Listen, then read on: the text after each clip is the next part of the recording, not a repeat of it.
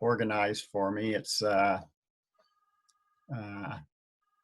different way for me to interact with people as I often arrive to their home or property and find myself out in the woods. And so this is a little bit different, but I appreciate the effort and the interest just because it's a good way to start the day, I think, with a little cup of coffee and some socialization, which some of us might not be experiencing so much. And so I've been county forester for just over 10 years here in Addison County, office in Middlebury. I'm housed with the UVM Extension people, so it's mostly agricultural office mates. In it, previous to becoming the county forester, I was a self-employed consulting forester, and prior to being self-employed, I was an employee of the Kelpie Woodland Group. Alan Kelpie's a forester down in Dorset, and so I lived in Paulet and the Meadowy Valley and that beautiful part of southern Rutland County and northern Bennington County. If people haven't ever been on Route 30, driving south and haven't come into the Meadowy Valley, you should find your way there sometime because it is really, really special place. And so I'm praising southern Rutland County, but certainly Addison County is a really rich place to live and grow up and have forest land. We have a little bit of the Taconic Mountains in the south, mostly Champlain Valley, and then also a piece of the green. And we have water that drains, everything drains ultimately to the Atlantic Ocean, of course, but we have water that drains south out of Vermont or out of Addison County into the Hudson River. We have water that drains south out of the county via the White River and then into the Connecticut River. And we also have water that drains into Lake Champlain that finds its way into the St. Lawrence Seaway and out through that major waterway into the Atlantic Ocean. And I always like to think about that because, it places us sort of, if you do that with wherever you are, it places you in the landscape in a way I think that's just sort of interesting to know.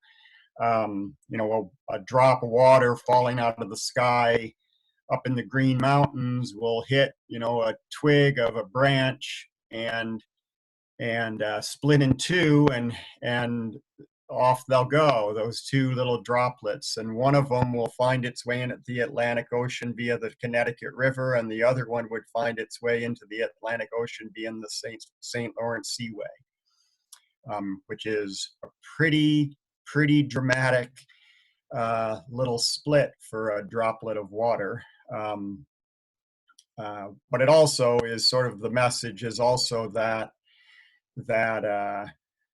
water then will come back to us somehow. And I just like to think about that because plants, of course, have a need for water, and they also sort of tend to our water in a way. And so our trees, our plants, our forests are a really important part of the hydrological world that we live in. And so there's been a lot of effort recently in the agricultural community here in Addison County to attend to the water quality in Lake Champlain. There's a lot of people who are getting on board. It's a really complicated issue, of course, just because of the way we have all evolved and developed systems for agriculture and forestry. And so that's one thing that I like to think about whenever I go out on a property is to, where does the water go? And and how does it find its way? And what's it doing while it's there?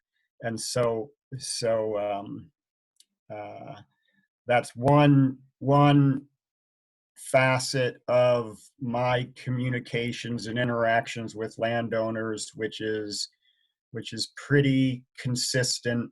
I try to deliver that message, or just a discussion, really just opening up this discussion about that with almost every interaction I have. Our bodies are made largely up of water, um, and so it's like an amazing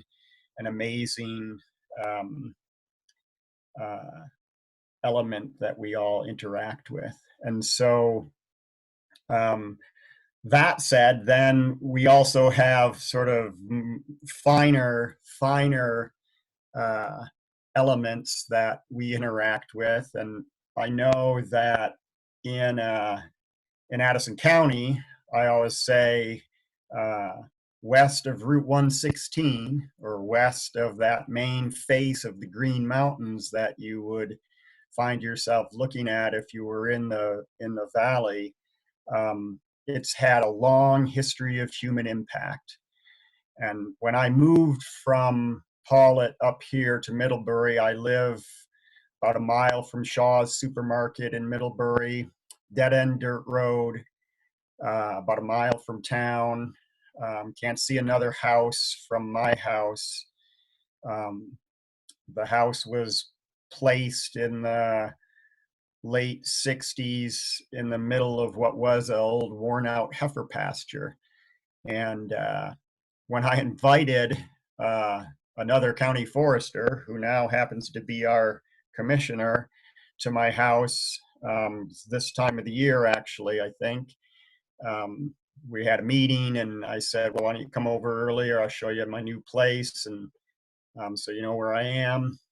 And so he came, and we went for a little walk out on my 6 acres. And partway through the walk, he burst my honeymoon bubble of owning a new house by saying, Chris, the dominant plant on your property is buckthorn. And that's aside from the water, which is like something that we all have wherever we live here in Vermont, fortunately. Here in Addison County, we have a really, really robust community of invasive plants. And when our good commissioner said that to me, and he burst my little honeymoon bubble of owning this piece of property for the moment. And I was like, yeah, you're right. There is a lot of invasive plants. And then he said, well, you know what the real problem is? And I was like, oh, you mean the honeysuckle, not the buckthorn? And he said, no. And I was like, uncertain what he was referring to. And then he pointed at me, which was sort of dire.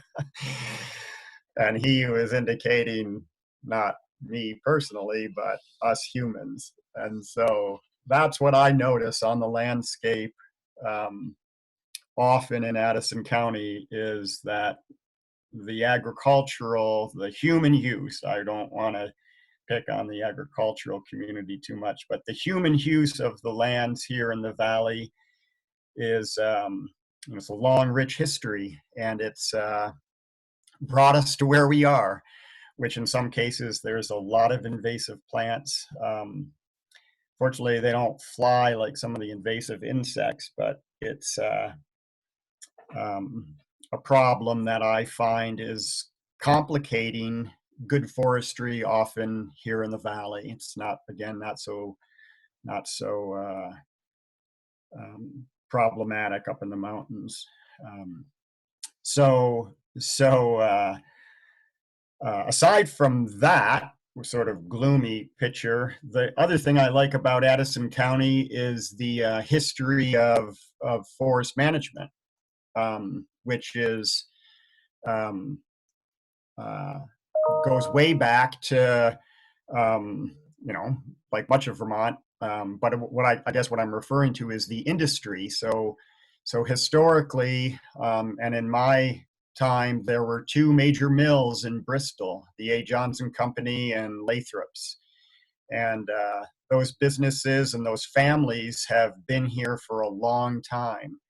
And they're really well established businesses. They own a lot of land in the valley, and have been really good stewards of that land largely, and care about a bunch of things that we all care about. And it's been nice to get to know those two entities and all their employees, and the interactions that they've cultivated.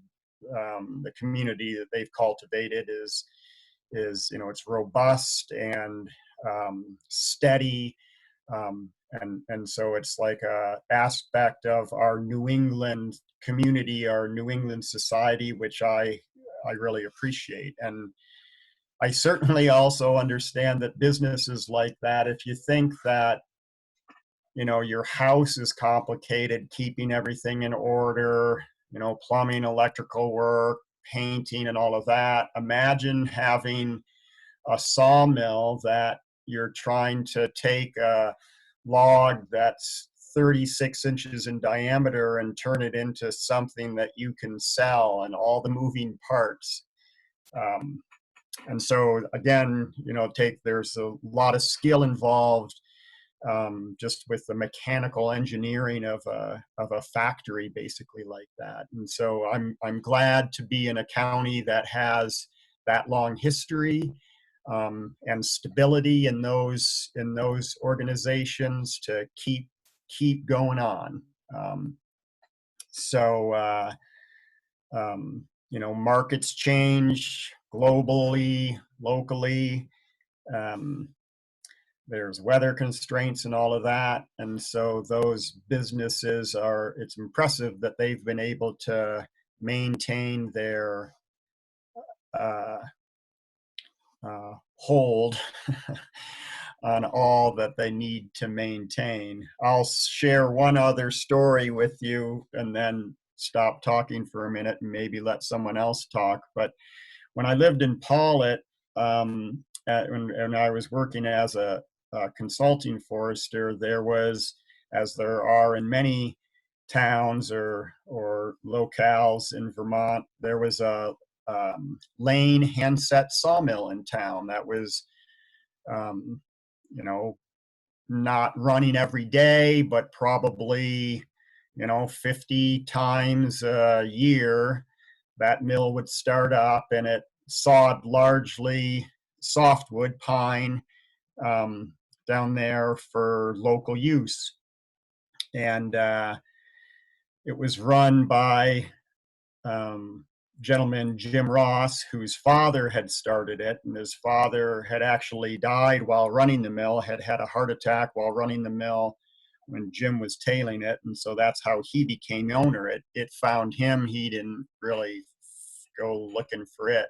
And there was a sawmill. I saw an ad in the paper, uh, little forest products newspaper that I was getting at the time, and this would have been back in the 90s, that said, sawmill for sale, Route 302, in Mosquitoville, which is like Groton, part of little hamlet of Groton, I think, on 302. Whoever out there drives that road might know the mill. It's right on the south side of 302.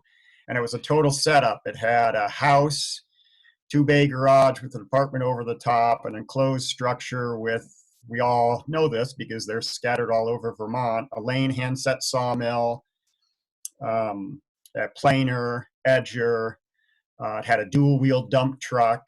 It was like all turnkey. I was reading it and I was like, oh my gosh, look at that. It was whole thing. I think it was sat on 6 or 7 acres, and the whole thing was like $88,000, which I did not have. I had student loans that I was paying at. That's really what I had.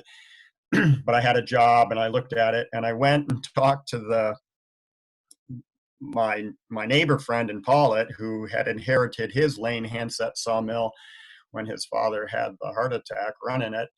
I said, Jim, look at this incredible, it's like a complete setup, two, house with two bay garage with an apartment over the top, blah, blah, blah. And he looked at it, and in his wise New England taciturn uh, words, he said, Chris, if you don't think you have enough problems in your life and you don't mind fixing broken stuff, this is a really good idea. And I thought, ooh, he just said it was a really good idea. What did he say right before that? And needless to say, I kept that ad on the kitchen counter and looked at it several times and did not, did not even call or anything. But whenever I drive by there, I look at it because it's still active, it's still present. But anyways, that's just a long story about sharing sort of what it means to be in that end of the business. I mean, I think most of the people watching today um, have forests or love trees and live in a house that's largely made of wood, maybe have some of our beautiful hardwood species as components of their house. And I just want to have like a shout out to the industry, basically the mills that are part of the fabric of our communities, and deal with what Jim described as a pretty tough way to go to work, basically. So I'll stop talking there and just open it up for questions. I can certainly keep on talking if necessary. All right, Chris, we'll wait and see if anybody types in anything in the chat box or wants to chime in. We'll try and keep it the chat box that keeps it a little organized. But I'll start off. One thing, I live in the Champlain Valley, so we have people from all over on this call. But can you tell us a little bit about, I know we have this special clay plain forest here in the Champlain Valley that's not really found in the rest of Vermont. What makes it special, and is it more difficult to manage? And, is it a threatened habitat because of all the agriculture here? Yeah, I didn't when I first came here, I didn't really know as well as I do now, certainly, what that meant. And the history, because of course you have to go way back to understand the history of that. Um, if you just think about the clay plain forests, as they're referred to, but just the clay itself. And if you've ever been in Addison County, somewhere where you've found yourself staring at it, which might be along the Otter Creek or the New Haven River, East Creek down in Orwell, which runs out to the south, which is really a lowland river. But if you find yourself in a place, the clay is incredible. Really, it's like in places it is deep, like not 3 feet deep, but like 20 feet of clay that is exposed, by some brook or river or by some human activity. And I coming from Paulet, the Meadowy Valley, where the soils are not clay, they're really rich, beautiful soils. I was sort of like, wow, look, it was like totally new experience, both just understanding it, the plant communities that would come from that, but also the complications that it brings to the human interaction with the soil conditions and then the forests and the agricultural community and all of that. And uh, the thing that I have come to know and sort of understand is if you think about, um, 5 feet of clay, which you might see again along a brook, or if someone's digging a hole somewhere in Addison County and they have an excavator and they are digging 5 feet of clay. and then know from a geological understanding how that happened, there was quiet water to allow, clay is a sedimentary formation. And so it means that it was formed with exposure to water, the soils were. And so for 5 feet of clay to form on a landscape over a large area, there was quiet water for a really long time. And when I say a really long time, it's like, I can't, I don't know what the number would be, but it's a big number. Probably someone else who's listening in might understand it and be able to explain it better than I. But that's just one thing that's sort of interesting. No matter where you live, is to try to get a handle on what I say is like from the bedrock up, and understand how the forests, how the trees, the individuals in your forests, what they have to do to be successful. They can't get up and move. They are where they are. They're wherever the nut falls, that's where they are gonna be. And they can't really choose necessarily, and so they do what they can where they are. And it's just sort of amazing to think about what existed that allowed those deep soils to form with such fine material. And then, over the last 15,000 years after the glacier left, what has happened. And so that's just one thing I always like to bring out in my conversations with landowners, is sort of understanding the bedrock geology and then the soils, so that they can tease out like what's might be happening with the plants on their property, which we all know live a long time, but in comparison to the geologic history, the plants are really just a blink of an eye as well.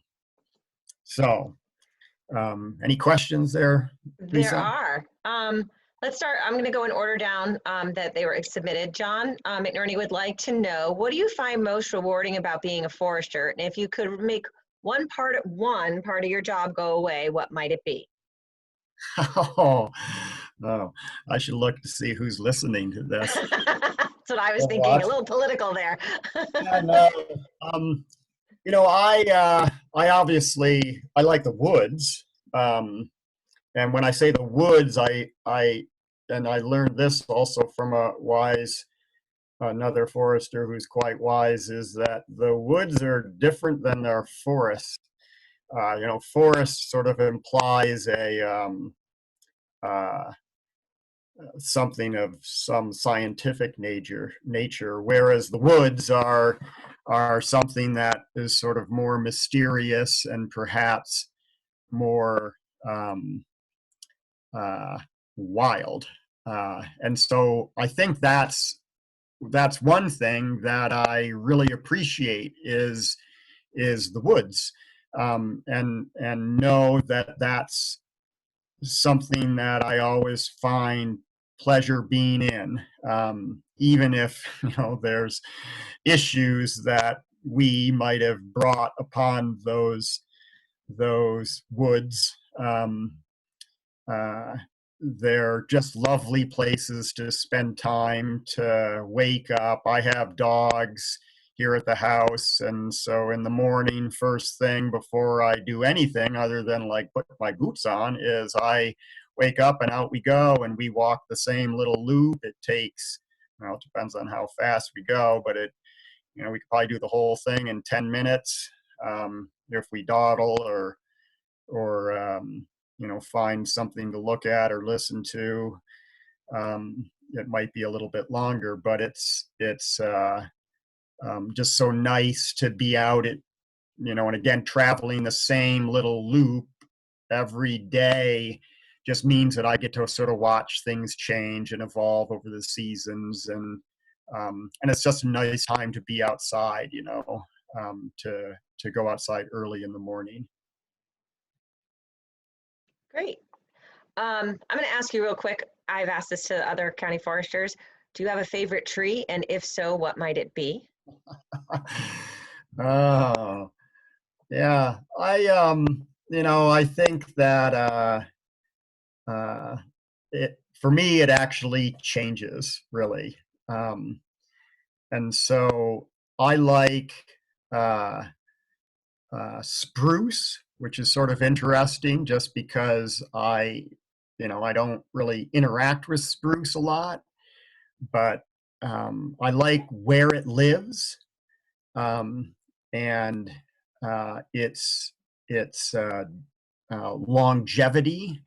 Um, so the fact that it can hold on to the hope of a little more light for decades in the understory, and then if if a change occurs and it has more light, um, I it is able to respond, and so it's resilient, and so I really like it, for sure, just for that sort of quality of resilience, which again is sort of maybe a human sort of thing, but you know, plants and animals of all sorts have varied abilities to resist things, and time is one of those things that I'm just impressed by. And so being,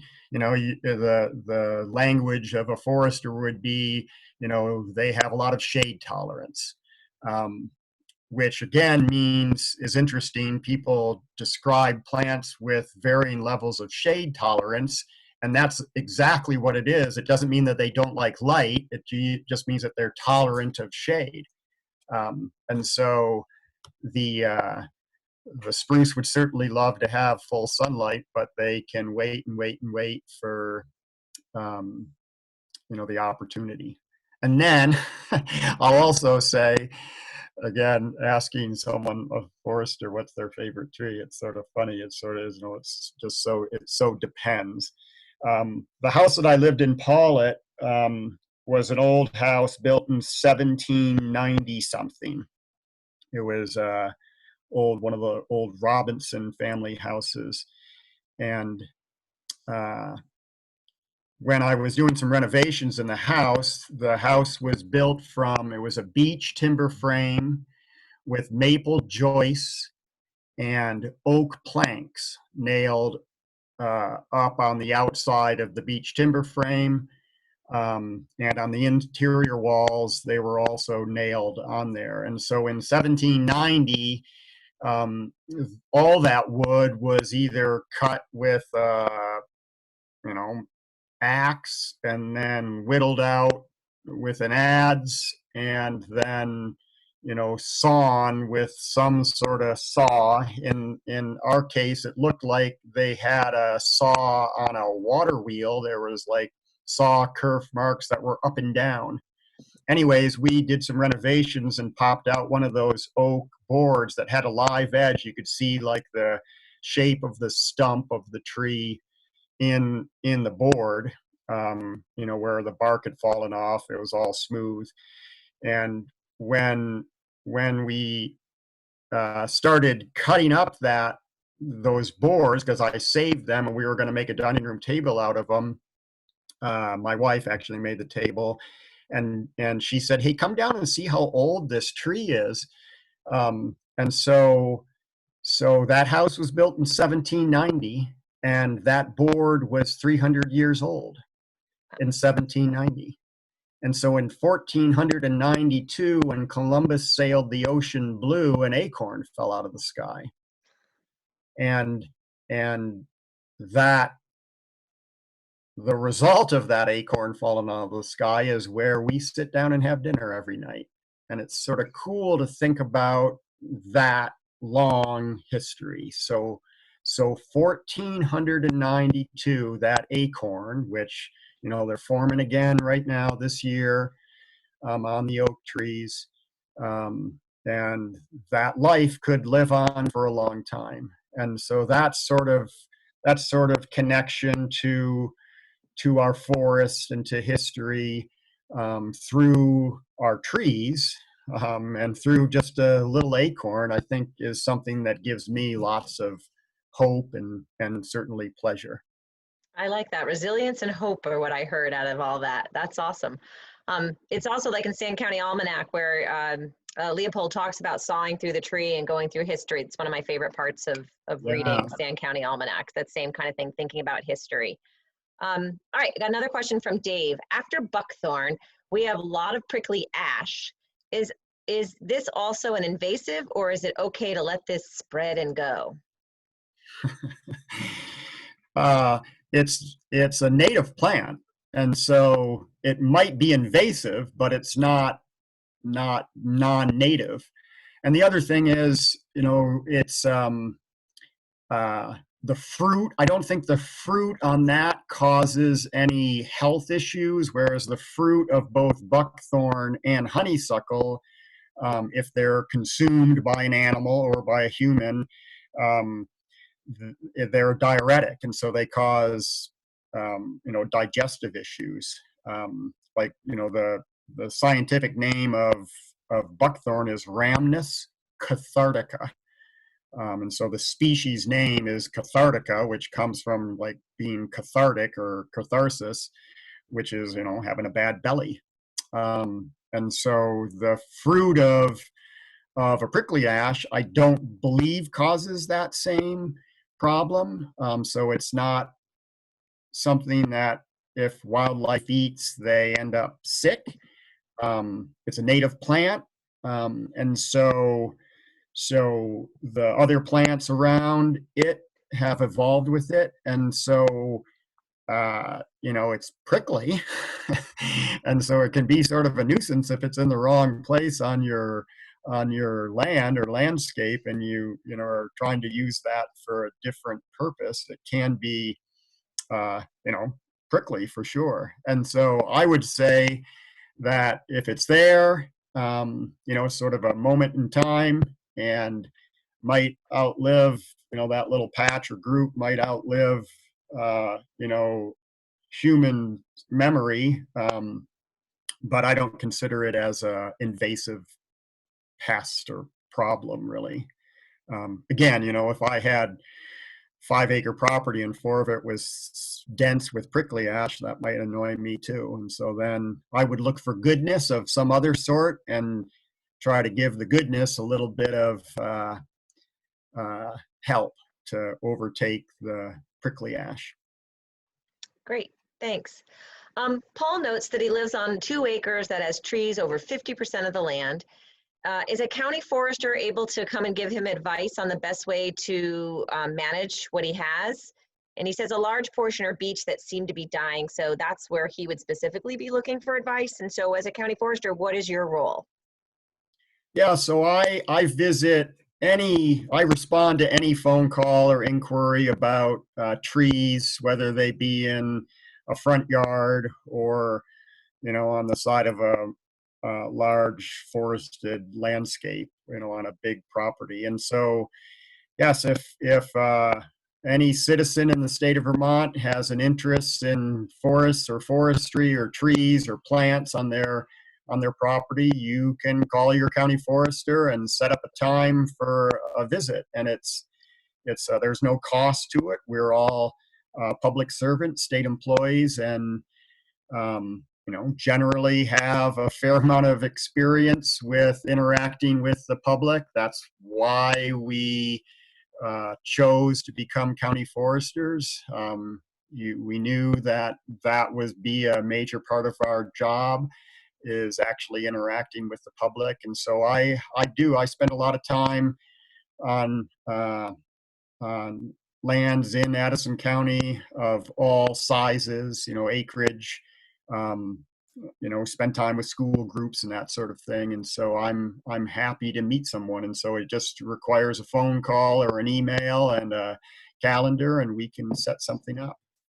That sounds great. And I put your email in the beginning of the chat box when we started. I can do it again at the end. So reach out to Chris. Rich wants to know, how do you manage your woods to promote old growth characteristics, and what are the benefits of doing so? Uh, so old growth characteristics, I guess, might include a suite of things. Um, One would be old trees, and in order to get old trees, the I guess the process might include not going into them and staying home and just letting them grow rather than going out there and driving around or trampling around or something. But no, seriously, um, the that that oak tree that uh, was established in 1492. It found its way, that acorn found its way out of the tree and onto the ground in a place where it had a chance to live that long. And so I think that's one thing, is if you want to establish old growth, I would think about where the soil conditions, and old growth being like really old trees, where the soil conditions would support that sort of forest development. And so if it were ledgy ground, shallow to bedrock, that might be prone to wind throw and not necessarily, in 100 years, not experience some windstorm that would take the trees down. And so if you want to establish old growth on your property, I would look for places that aren't exposed, have good soil conditions, aren't subject to some sort of natural disturbance. And then, the question is, so what does that mean? How do you do that in such a way that you can control what happens in 50 years or 100 years? And certainly on our landscape here in Vermont, we do have places that have been protected as forever wild. There's parts of the U.S. Forest Service lands that are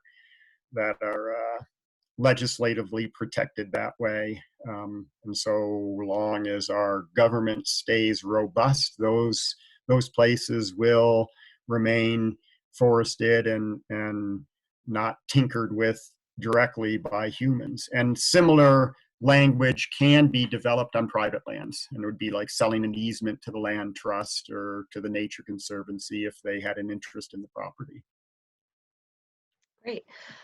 Dave had a question about inoculating ash trees. He wanted to know if, and I'm going to say this wrong, but imacetin benzoate is the best treatment for ash trees against EAB, and how often does it need to be administered? To, you know, Yeah, I'm not an expert on that. I do know the same chemical name. I've heard that. I think it's commonly used as far as if someone's choosing a chemical to use. I would recommend, and I can help you find a licensed pesticide applicator. And so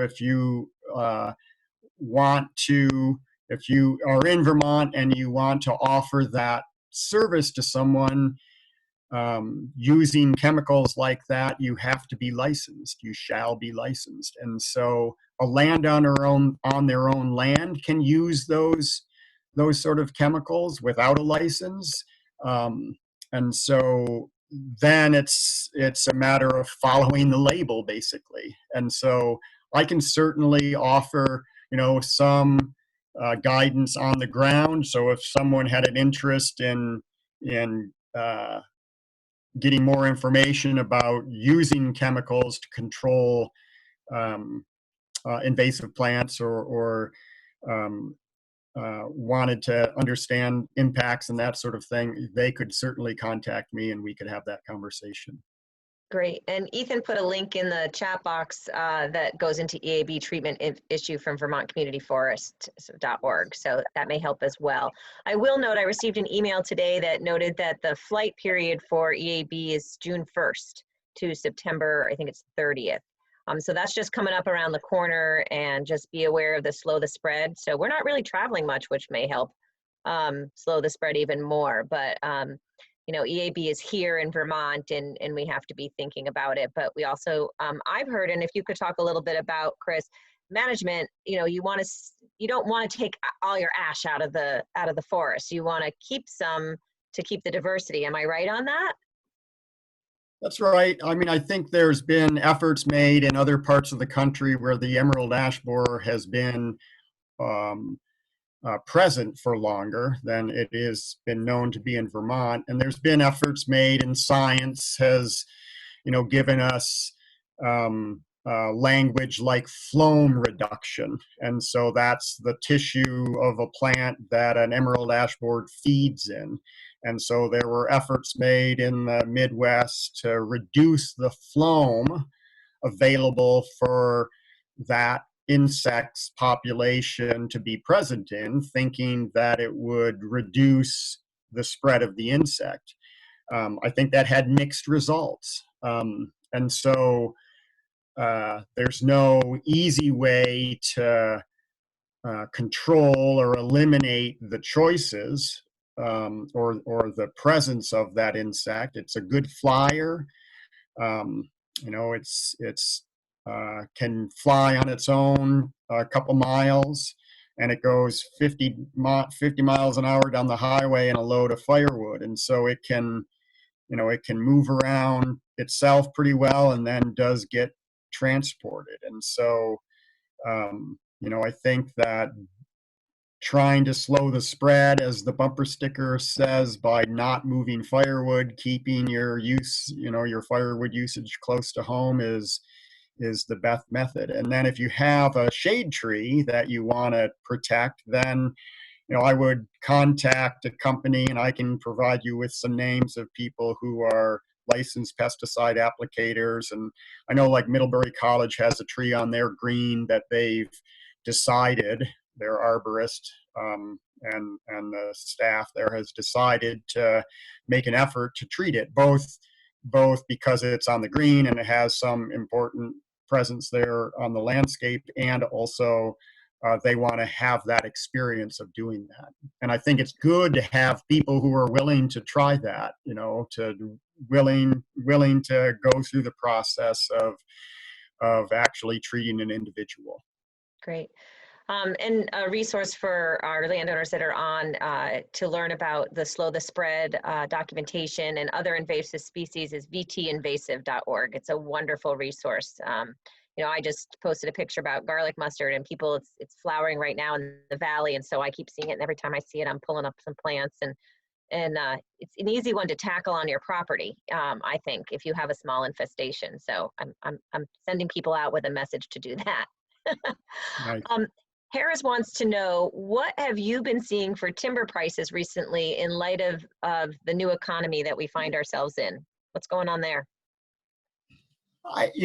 That's a good question, Harris. I wish I had, more information, particular information that I could share with you. And I don't have particular information, so I'd be sort of speculating on what's going on. I mean, it's the timber prices are based upon um, now sort of global economic health, and so some of the products from every tree that's felled here in Addison County stay in Addison County, but some of them find their way across the county border certainly into other counties, and then across state boundaries, and then across country boundaries, and then across continental boundaries. And so here we are. I think that there's probably reason for everyone, from the person with the tree on their property to the person who is selling veneer maple plywood for everyone to be uncertain and cautious about um, uh, what they're selling or buying. And so this is a moment in time, yet another moment in time where here we are all are together, and there's some unknown. And so I've certainly um, I know it's often seasonally dependent. And so right now there's not a lot of wood moving.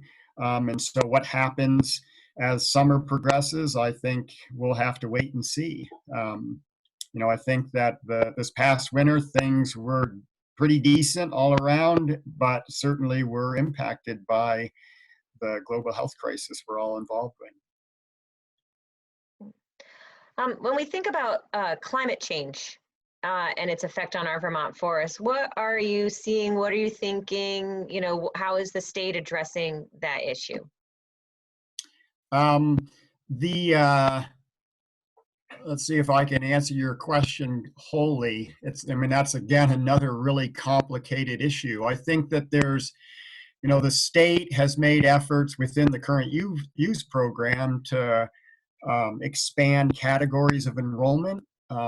Don't specifically address uh, uh, global climate change in the law, or perhaps even in the rules around the law, but the changes that occurred several years ago to allow ecologically significant treatment areas, significant wildlife habitat, to be identified on properties and managed in accordance with those guidelines for those features, that is significant wildlife habitat and or um, ecologically significant treatment areas, allows for landowners to add other interests, other desires to their suite of management objectives that aren't really solely about boards and cords.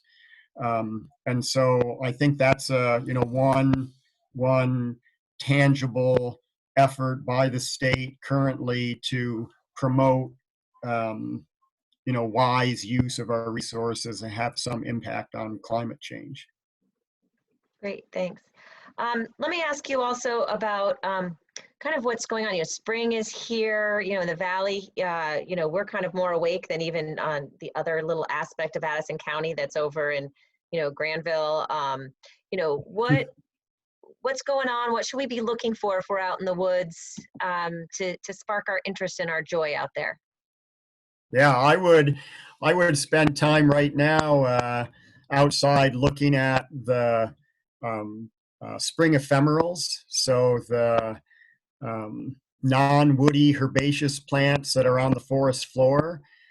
They do a lot of their business. The spring ephemeral term refers to their ephemeral nature on the landscape. That is, seasonally, they grow, flower, and fruit many of these spring ephemerals, herbaceous plants, all before the leaves come out on the foliage that's 80, 90, 100 feet above them.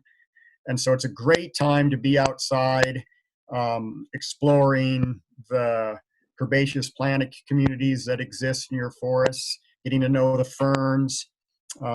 There's good uh, uh, books, like field guides to that I could refer you to that would be useful in helping you identify them. And it's like a whole nother little community. It's different than getting to know your sugar maple from your red maple. Knowing the different herbaceous plants can be just fun to know. And if you start digging into their natural history and understand how they express some attribute that the land has, is fun to know and use in your sort of landowner detective work. All right. Um, we're going to jump back. You mentioned ESTAs when we were talking a little bit about the idea with climate change. And John wants to know, if you establish an ESTA in your forest management plan, Is it difficult to undo down the road? He says he knows several landowners that might be interested in ESTA, but wondered what happens if their plans need to change. Yeah, I don't think that the determination, or it's my understanding that the determination that you have an ESTA on your property is something that ends up being like a permanent restriction. And so the plan could be amended. So you might have as an example, you might have ESTA that's referred to as a rich northern hardwood forest, um, which is actually something that is fairly uncommon on the landscape. In certain places in the state, it's more common, but it's typically in rich soils that are deep, that don't have a lot of water limitations, either excessively dry or excessively wet. Um, and so it's a forest that has developed on the landscape, and that rich northern hardwood forest can be an ESTA, and it can also be a incredibly productive forest for boards and cords. And so it could be enrolled as an ESTA, described that way in the plan, and then a landowner might use a silvicultural guide that's for that forest type, which might be northern hardwood silvicultural guides, but find components of that silvicultural guide or the recommendations that exist in the scientific community to manage in accordance with certain uh, uh, parameters that would enhance or protect or allow the development of those qualities of a rich northern hardwood forest. And so that's one thing that it could be, that identifying the ESTA leads to harvesting to promote a new age class or a variety, add variety to the age class of the species composition as part of the management. And so it does depend. There might be other ESTAs that, if you have um, montane forest spruce fir or something, you own land at high elevations, then logging in them, first of all, might not be very productive economically, and it might have impacts that would be harder for that community to recover from.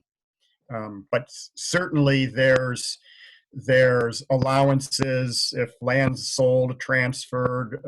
ESTA can become, in the next plan update, just productive forest land. Great, thanks for that. I'm gonna ask one last question as we're rounding on the 10 o'clock hour. Margie wants to know, they have a class 4 road that crosses their land, and there are sections that never dry out. There's always water, it doesn't flow, it just sort of sits there no matter how little rain is falling. Do you have any idea what's going on? Yeah, it could be that water runs downhill, and so it could be that there's just no place for the water to run, and it could be that the road was put into place.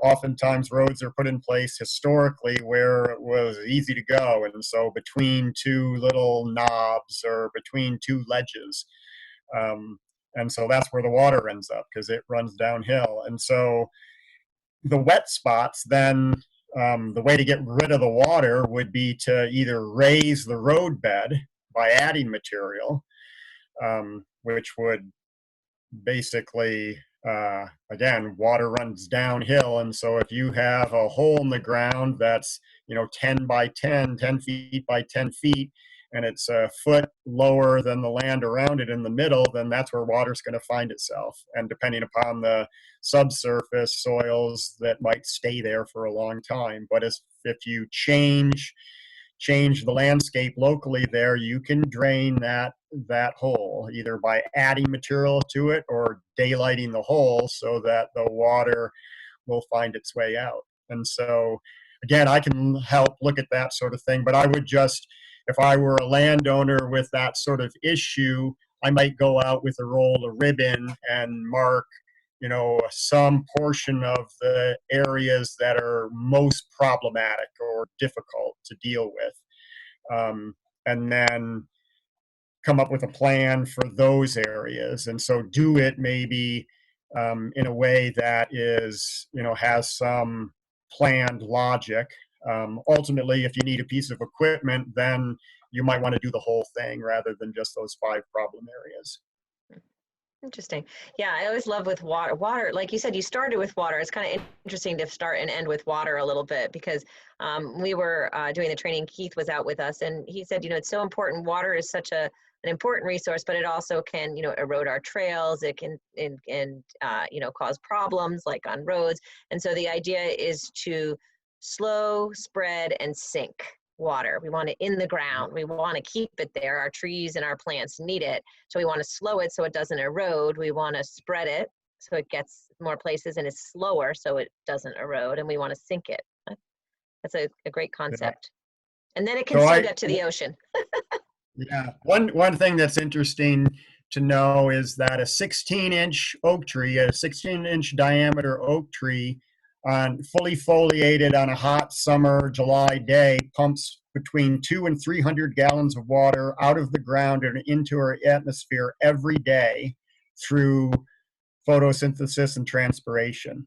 And so if you have a forest of 16-inch oak trees, or it could be maple or beech or whatever, I mean, the study that I read just used oak as the example, but so a 16-inch oak tree pumps approximately 300 gallons of water out of our soil and into our atmosphere through evapotranspiration every day.